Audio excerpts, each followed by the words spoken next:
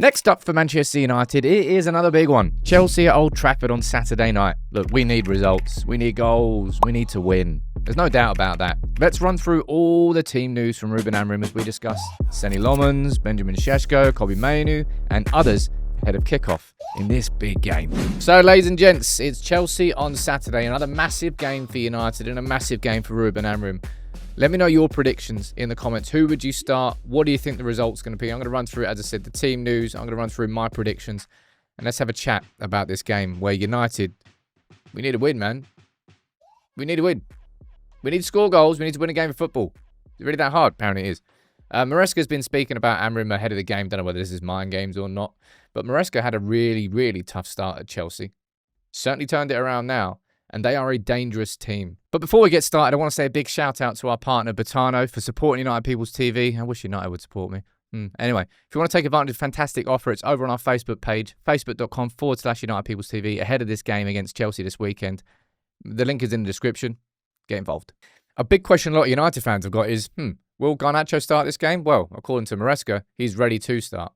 I said this in the live show today, but if Garnacho does start, I want somebody to occupy the role of Ashley Young when he sent Angel Di Maria into the hoardings. I want the same thing for Garnacho. I normally wish players well when they leave United, but you go and join a Premier League rival? No, I won't. I want him to be sent into the hoardings. No questions asked. But in terms of the team, right?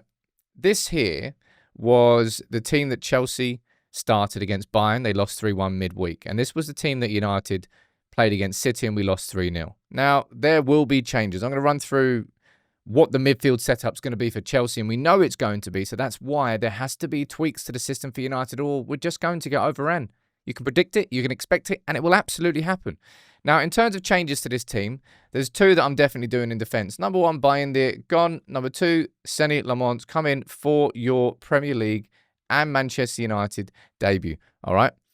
I actually agree with the fact that he should have been left on the bench against City and protected from that game, but you don't protect him in your first home game at Old Trafford against Chelsea. These are the games that he wants to play, the games that he has signed for Manchester United for. Start him, absolutely. And another change that I'm going to be making to this team, I think that performance from Luke Shaw was so bad against City that that's a droppable performance. So I'm making shifts here. I'm pushing Lenny Yoro to left centre-back, I'm bringing Mazraoui into his best position in a Manchester United shirt. He played at right wing-back against City, presumably to try and help keep Doku quiet. Didn't really work because he went to the other wing anyway. Play Mazraoui as right-sided centre-back. That's the only way I think you really get the best out of Mazraoui, and put Lenny Yoro in at left-sided centre-back. That's actually 3 changes out of the back 4. And I would make those changes. Now, in terms of what that means to the overall shape of the team, well, you bring Ahmad back, and you play him at right wing back, and Dorgu keeps his position. In terms of these two lads, right, for this game, we'll go on to the midfield next. Dorgu got a lot of hate for his performance against City. We shouldn't be relying on a 20-year-old left wing back to have more touches in the box than any other player. It just shouldn't be the case. His crosses were not good enough against City, and that's on him. Work on your delivery, work on your final ball. Ahmad, he wasn't started at right wing back because Ruben Amorim wanted more defensive solidity with Mazraoui. It didn't exactly come. Play Ahmad at right wing back. And also that opens up a position moving forward because the midfield is where we have to have our main conversation for today, right? Fernandes and Ugarte start in midfield. It didn't work. It won't work. Mainoo and Ugarte starts in midfield. Probably going to be slightly better because you play Fernandes further forward. And that's just, mate, I'm done with the Fernandes central midfield experiment. It's opening him up to so much more scrutiny than is required. He's the goddamn best creator in this Premier League in the last 5 years. By some margin, he just creates more than anyone else. Let the dude create. Keep him towards the opposition's box. I understood the logic of the experiment. It didn't work. Hasn't worked. Play him further forward. Ooh, what does that mean for Cunha and Mbeumo when they're fit? What? Well, that's your own problem to fix. All right? That's actually a good problem to fix. Oh, no, I've got too many good players at these positions. Fine. But stop playing Fernandes deeper, because we need him further forward. And that creates an ability to bring in a certain Mainoo into the starting 11. I would actually switch out Ugarte. Man, I'm making loads of changes from this team that plays City. I'm bringing in Casemiro to start alongside Kobe. But herein lies the issue, all right? The Chelsea midfield setup. You play these two. Will it be better than Bruno and Ugarte? Maybe, maybe not. But they will still get overran. Doesn't matter what midfielders you play in this current setup, they will get overran when you play a team like Chelsea. Because what you're probably likely to see is this, right? So this was a Chelsea team that faced Bayern. What you normally see in the build-up, you see the two centre-backs, they spread. You create a back three there. Cucurella moves up. You normally see one of the midfielders move up. And then Chelsea create this sort of diamond shape, right?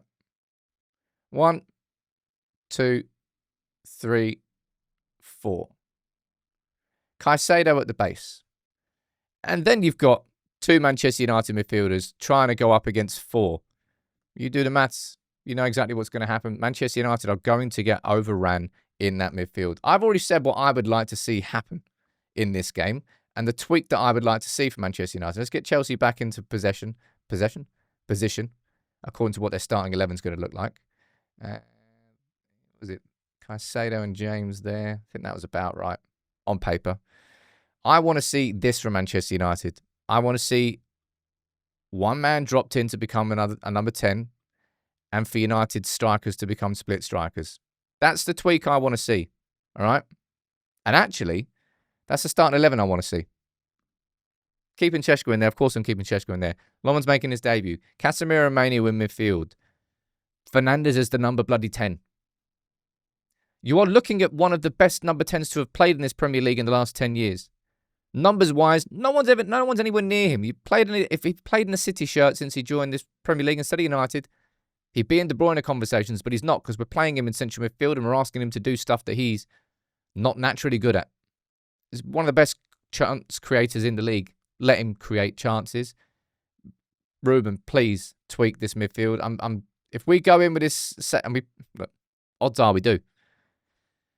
If we do, we're going to get overrun by that Chelsea midfield. It's a numbers game. You know it. I know it. Everyone knows it. The only way that could possibly be stopped is if United really stay compact and there's no spaces between the lines. So all of a sudden you really see our three centre-backs squeezing up, which could work. Also risky. Squeezed up to create less space between the lines. And all of a sudden it's kind of harder to play through Manchester United. You stay more compact. Whatever it is, man. I just don't want to see United go with the exact same setup that we had against City because I don't think it will work. It's not rocket science. It won't work. And I think if Ruben Amorim just doesn't change at any point, then we're kind of, I wouldn't say we're in for a hiding, but I just don't have faith that we'll win this game. In terms of my prediction, I'm probably going to go for a score draw, if I'm being completely honest. Please get an early goal, United. And I'm talking first half. It makes such a difference to this team. This team just has to score more goals. When you got Jason Wilcox making the call on signing a number 9 instead of a number 6, then start feeding the number 9. Start getting Mbeumo to whip crosses into Sesko because he's going to win the headers if you keep firing the crosses in. Dorga didn't get the deliveries right. We'll get it down to Mbeumo. Literally the most prolific crosser in the whole of the Premier League last season. What we given all the crosses to our left wing back for? No, get the ball down to Mbeumo and let him cross. Use your best players, best positions, and the best assets. Mbeumo crossing, Fernandes number 10, adding an extra body in midfield, get the ball to Sesko, let him score. So simple. Please, United, put in a performance and win.